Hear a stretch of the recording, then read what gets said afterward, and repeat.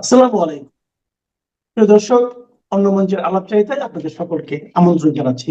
ফেব্রুয়ারিতে নির্বাচন হচ্ছে না, কি হচ্ছে এই প্রসঙ্গটা নিয়ে আপনাদের সামনে কথা বলবো।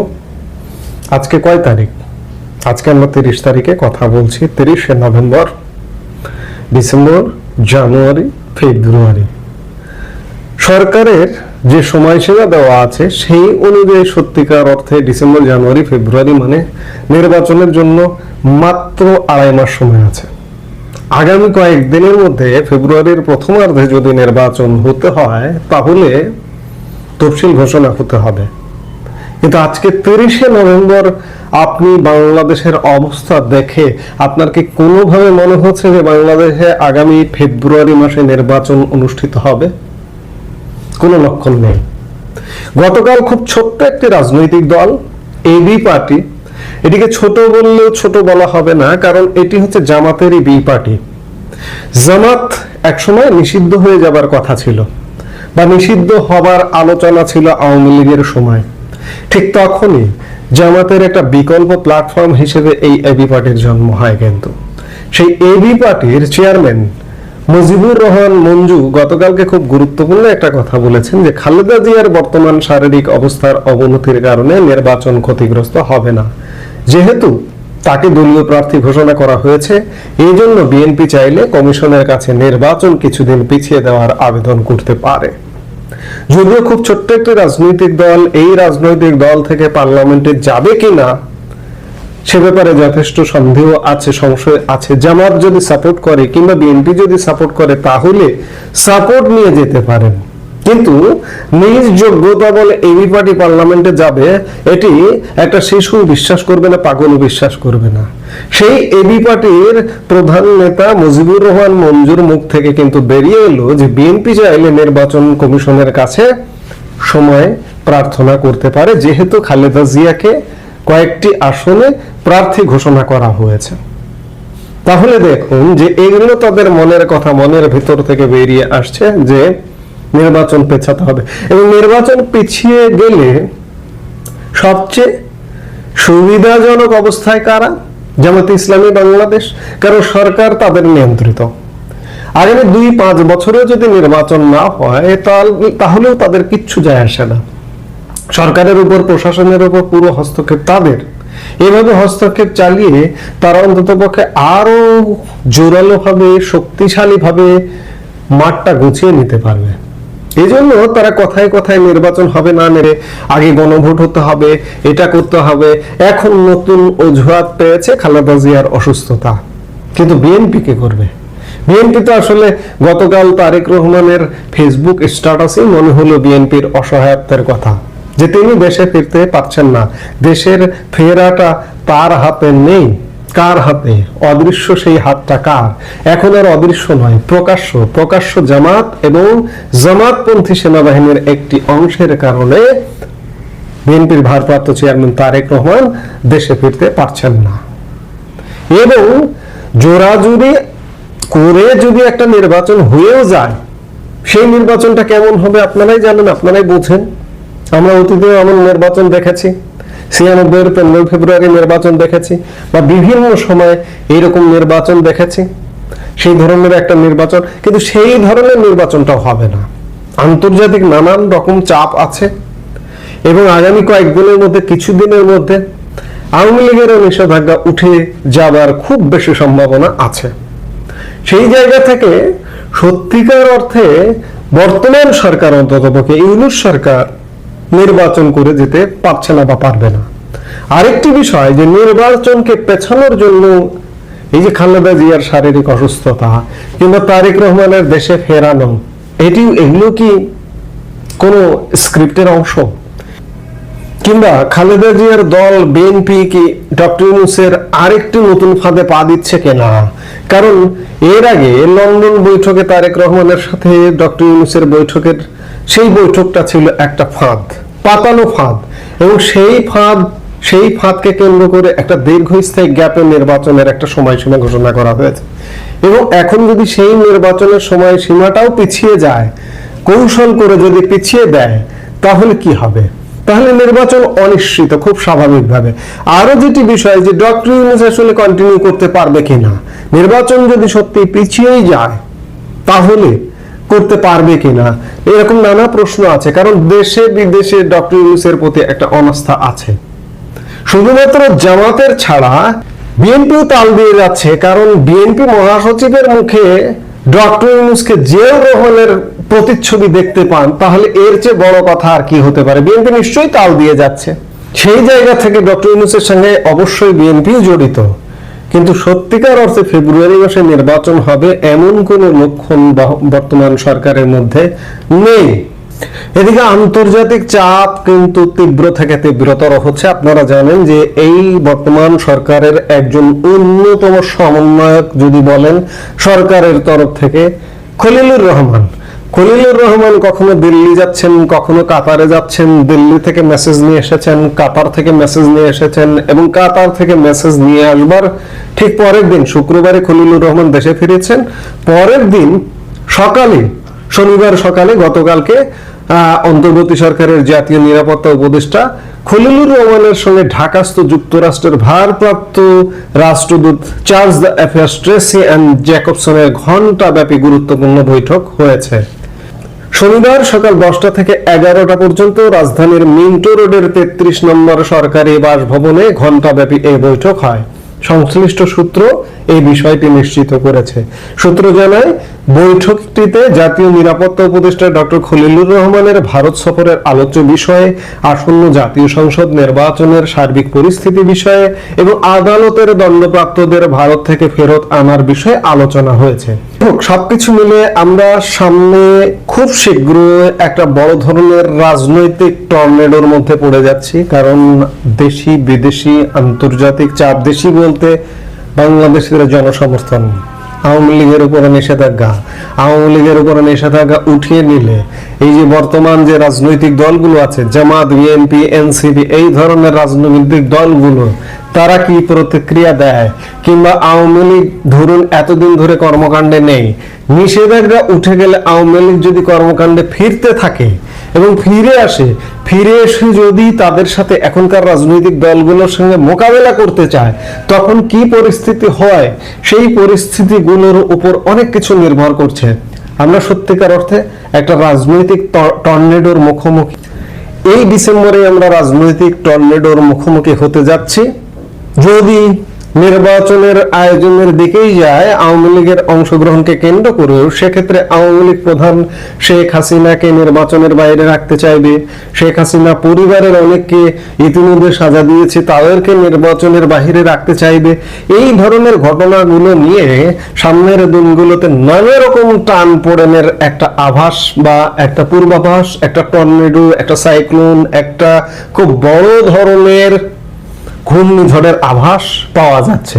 সেই জায়গায় এই টর্নেডো, এই ঘূর্ণিঝড় যদি আসে, তাহলে যে কোনো অজুহাতে ইউনূস সরকার নির্বাচনকে পিছিয়ে দিতে পারে, কিংবা এমন ঘটনা হতে পারে, এমন চাপে পড়তে পারে ইউনূস সরকারের পরিবর্তনের একটা ধোঁয়া উঠতে পারে। সেটা সেনাবাহিনী থেকেই উঠতে পারে যে দেশের পরিস্থিতি ভয়াবহ, এই অবস্থায় ইউনূস সরকার আপনাকে দিয়ে আর হচ্ছে না, পরিবর্তন আসন্ন। অতএব আমরা 3 মাসের বা 6 মাসের একটা তত্ত্বাবধায়ক সরকার করে দেব, সবাই মিলে, সেনাবাহিনী নেপথ্যে থাকবে, সবাই মিলে যে আমরা একটা 3 মাস 6 মাসের সরকার করে দেব। সেই সরকার শুধুমাত্র নীতি নির্ধারণী সিদ্ধান্তবাদ নির্বাচনী আয়োজনের দিকে এগুবে। আমাদের অতীতের তত্ত্বাবধায়ক সরকারগুলো যেভাবে কাজ করেছে, কিংবা এই যে অতি সম্প্রতি নেপালে যে একটা অন্তর্বর্তীকালীন সরকার গঠিত হয়েছে সুশীলা কার্কের নেতৃত্বে, নির্বাচনের বাইরে তাদের কোনো এজেন্ডা নেই, তাদের কোনো কর্মকাণ্ড নেই। সেরকম একটি সরকার চলে আসতে পারে বা আসার খুব বেশি সম্ভাবনা আছে। আসতে পারে বা আসার সম্ভাবনার কথা এজন্য বলি বা বলছি, কিংবা যদি কথাটা এজন্যই বলি কারণ রাজনৈতিক হিসাব প্রতিনিয়ত পাল্টে যায়। যে কোনো মুহূর্তে হিসেব পাল্টে যোগ ভুল হতে পারে, ভুল হয়ে অন্য সমীকরণ ঘটতে পারে। অর্থাৎ আমরা সত্যিকার অর্থে সামনের দিনগুলোতে একটা চরম রাজনৈতিক টর্নেডোর মুখোমুখি।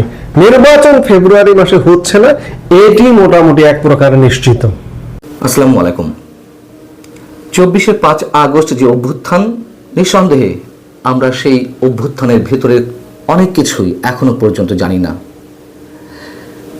5 আগস্ট সেনাপ্রধান শেষ মুহূর্তে শেখ হাসিনাকে কি বলছিলেন, ভারতের গোয়েন্দা সংস্থার ভূমিকা কি ছিল, শেখ হাসিনা কেন শেষ পর্যন্ত গো ধরে বসেছিলেন যে তিনি দেশ ছেড়ে যাবেন না, এই আন্দোলনে সাধারণ মানুষের স্বতঃস্ফূর্ত অংশগ্রহণ কেমন ছিল, অথবা এই আন্দোলনের পেছনে ক্রিয়ানকের ভূমিকা কারা পালন করছিল, প্লট কারা নির্মাণ করেছিল, কত টাকা ব্যয় হয়েছিল, এমন অনেক প্রশ্ন নিঃসন্দেহে এই প্রশ্নগুলো সামনে রেখে পৃথিবীর বিভিন্ন প্রান্তের গবেষকরা আগামী কয়েক বছর নানান ধরনের গবেষণা করবেন আমি নিশ্চিত। এবং এই সব প্রশ্নের বেশ খানিকটা উত্তর আমাদের সামনে তুলে এনেছেন সম্প্রতি ভারতে প্রকাশিত একটি বইয়ের 3 লেখক, যে বইটির শিরোনাম ইনশাআল্লাহ Bangladesh the story of an unfinished revolution. এই বইতে অন্তত 4 আগস্ট এবং 5 আগস্ট গণভবনের অভ্যন্তরে কি হচ্ছিল, শেখ হাসিনার সঙ্গে কারা বৈঠক করছিলেন একের পর এক, ভারত কি ধরনের বার্তা পাঠাচ্ছিল এবং 3 বাহিনীর প্রধানেরা তাদের কি ভূমিকা ছিল। এই বইয়ের 3 লেখক বলছেন 2 আগস্টের কথা, যে 2 আগস্ট 2024 ভারত শেখ হাসিনাকে বিপদ সংকেত বার্তা দিয়ে রেখেছিল এবং বলেছিল কোটা আন্দোলন হাতের নাগালের বাইরে চলে গেছে বাংলাদেশ সরকারের, কিছু বাইরের শক্তি এই আন্দোলনকে পরিচালনা করছে। সেই সঙ্গে জানানো হয়েছিল জরুরি পরিস্থিতি তৈরি হলে ভারত শেখ হাসিনাকে আশ্রয় দিতে প্রস্তুত আছে। এবং তার পরদিনই 3 আগস্ট ভারতের গোয়েন্দা সংস্থা এবং বিভিন্ন এজেন্সির উচ্চ পদস্থ কর্মকর্তারা ঢাকায় চলে আসেন।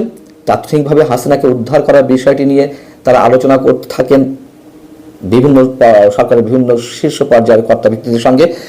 সেনাপ্রধান এবং বিমান বাহিনীর প্রধান একই সঙ্গে এনএসআই এর প্রধানকে বিষয়টি তারা অবগত করেছিলেন।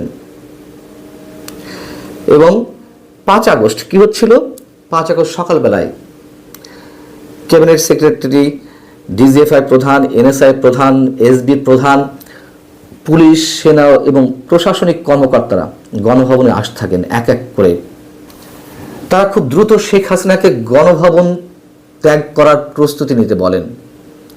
5 আগস্ট দুপুরেই নৌবাহিনী এবং বিমান বাহিনীর প্রধানকে নিয়ে সেনা প্রধান সেখানে হাজির হন। তারা সরান ঢুকে পড়েন যেখানে ডিজিএফআই প্রধান কিংবা পুলিশ, সেনা, প্রশাসনিক কর্মকর্তাদের বিভিন্ন পর্যায়ের কর্মকর্তাদের সঙ্গে শেখ হাসিনা কথা বলছিলেন, সেই বৈঠকে তারা ঢুকে পড়েন এবং 3 বাহিনীর প্রধান ঢুকেই শেখ হাসিনাকে বলতে থাকেন যে এক্ষুনি আপনাকে গণভবন ছাড়তে হবে। সেনাপ্রধান জানান তিনি যদি গণভবনের বাসভবনে থাকেন তবে তার নিরাপত্তার কোনো গ্যারান্টি দেওয়া সম্ভব নয়। অর্থাৎ সেনাবাহিনীর পক্ষ থেকে এই কথাই তাকে সরাসরি জানিয়ে দেওয়া হয়। সেনাপ্রধান তাকে ব্যাগপত্র গুছিয়ে দ্রুত গণভবন ছাড়তে চাপ দিতে থাকেন, জোরাজুরি করতে থাকেন। প্রধানমন্ত্রীর সঙ্গে কথা বলার সময়ই চারদিক থেকে বিক্ষোভকারীরা গণভবনের দিকে ছুটে আসছে এমন খবর পৌঁছাতে থাকে। এবং বইয়ের লেখকরা বলছেন জেনারেল ওয়াকারুজ্জামান আবারও হাসিনাকে বলেন সময় নষ্ট করার সুযোগ নেই, তাকে এক্ষুনি গণভবন ছাড়তে হবে। কিন্তু শেখ হাসিনা কিছুতেই গণভবন ছাড়তে সম্মত হচ্ছিলেন না। শেখ হাসিনা তাদের সেই পরামর্শ মুখের উপরে প্রত্যাখ্যান করেন এবং তিনি মন্তব্য করে বসেন যে ভাবলেন কি করে এই সংকটময় মুহূর্তে আমি দেশ ছেড়ে চলে যাব। সেনাপ্রধানের কাছে শেখ হাসিনা তখন জানতে চান আপনি আমার পাশে শক্তভাবে দাঁড়াবেন কিনা। এর উত্তরে সেনাপ্রধান বলেছিলেন হ্যাঁ দাঁড়াবো। কিন্তু এরপরেও নৌবাহিনী প্রধান এবং বিমান বাহিনীর প্রধান হাসিনাকে জানান তারা শক্তভাবে তার পেছনে থাকলেও তার উচিত দেশ ছাড়ার প্রস্তাবটি নাকচ করে দেওয়া নয়। এবং ঘরের মধ্যে তখন শেখ রেহানা উপস্থিত ছিলেন। রেহানা শেখ হাসিনাকে বোঝাচ্ছিলেন যে না, তাদেরকে দেশ ছাড়া উচিত, গণভবন ছাড়া উচিত। তিনি তাতেও কোনো প্রকার কর্ণপাত করছিলেন না। ঠিক এই মুহূর্তে সজীব ওয়াজেদ জয়ের একটি ফোন আসে। তিনি তখনই তার মাকে বলেন যে এই মুহূর্তে দেশ ছেড়ে চলে যেতে হবে তোমাকে। ঠিক সেই মুহূর্তে ভারতের একজন খুবই উচ্চ পর্যায়ের কর্মকর্তা শেখ হাসিনাকে ফোন দেন। ওই কর্মকর্তা শেখ হাসিনার পূর্ব পরিচিত এবং খুব সংক্ষিপ্ত পর্যায়ের কথা হয় তাদের মধ্যে। এক পর্যায়ে তিনি বলেন যে এরই মধ্যে অনেক দেরি হয়ে গেছে, আপনি যদি এখনই গণভবন না ছাড়েন তাহলে আপনাকে খুন হতে হবে। এর ঠিক পর মুহূর্তেই সেনাপ্রধান জেনারেল ওয়াকারুজ্জামান বলেন, তিনি যদি গণভবন না ছাড়েন তাহলে যে শুধু তার নিজের জীবন বিপন্ন হবে তা নয়, এখানে যারা রয়েছে এবং তার নিরাপত্তায় নিযুক্ত স্পেশাল সিকিউরিটি ফোর্সের সদস্যদেরও জীবন বিপন্ন হবে। বইটিতে এই কথাগুলো তুলে আনা হয়েছে যে ভারতের আকাশ সীমায় প্রবেশের সঙ্গে সঙ্গে ভারতের কয়েকটি জেট বিমান হাসিনা ও রেহেনাকে বহনকারী বিমানটিকে পাহারা দিয়ে নিয়ে গিয়েছিল গাজিয়াবাদের হিন্দান বিমান ঘাঁটি পর্যন্ত। এদিকে শেখ হাসিনা দেশ ছাড়ার মাত্র 20 থেকে 25 মিনিটের মধ্যে চারিদিক থেকে জনস্রোতের মধ্য দিয়ে বিক্ষোভকারীরা গণভবনে ঢুকে পড়ে এবং সেখানে যারা নিরাপত্তা কাজে নিয়োজিত ছিলেন তারা কোনো প্রকারের বাধা দেননি, বাধা দেওয়ার উপায়ও ছিল না। এই বিষয়গুলো মোটামুটি এই বইয়ে উঠে এসেছে এবং পাশাপাশি এটি আমাদেরকে স্বীকার করতেই হবে, এটি তো এরই মধ্যে নানান পর্যায়ে থেকে কলম্বিয়া ইউনিভার্সিটির অধ্যাপক জেফ্রি থেকে শুরু করে অনেকভাবে এই তথ্যগুলো আমাদের সামনে আসছে। কারা এর পেছনে প্লট নির্মাণ করেছিল, কী পরিমাণ টাকা ব্যয় করা হয়েছে এবং কোন ধরনের শক্তি এর পিছনে কাজ করেছে। আর একটা পর্যায়ে নিশ্চয়ই আমরা দেখেছি যে সেই আন্দোলনে সাধারণ মানুষের ইনভলভমেন্ট ছিল, যারা আওয়ামী লীগের করেন বা আওয়ামী লীগের বিভিন্ন পর্যায়ের নেতা রয়েছেন তাদের সন্তানেরা সেই আন্দোলনে ছিল তারও ব্যাখ্যা এর আগে আমি আপনাদের সামনে দিয়েছি। তবে যেই তথ্যগুলো আমাদের সামনে আসছে নিশ্চয়ই একটা সময় আমাদেরকে কথা বলতে হবে, শেখ হাসিনা সরকারের বিদায়টা হয়তো প্রয়োজন ছিল, কিন্তু তার বিদায়ের মধ্য দিয়ে আমাদের অনেক কিছুই শেষ হয়ে গেছে। ভালো থাকুন সবাই, আল্লাহ হাফেজ।